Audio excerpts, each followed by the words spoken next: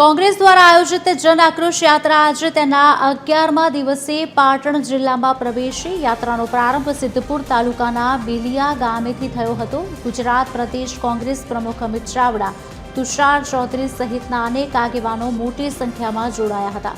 ગ્રામજનોએ કોંગ્રેસ આગેવાનોનું ભવ્ય સ્વાગત કર્યું। આગેવાનોએ સ્થાનિક મંદિરે દર્શન કર્યા અને અમિત ચાવડાએ બાળકો સાથે સીધો સંવાદ કર્યો। યાત્રા સિદ્ધપુર પહોંચી, જ્યાં સરસ્વતી નદીનું પૂજન કરાયું અને માતૃ ગયા તીર્થની પણ મુલાકાત લેવાઈ।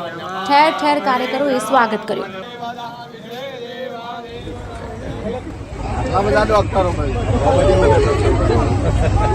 કલેક્ટર કેટલાને બનવાનું છે?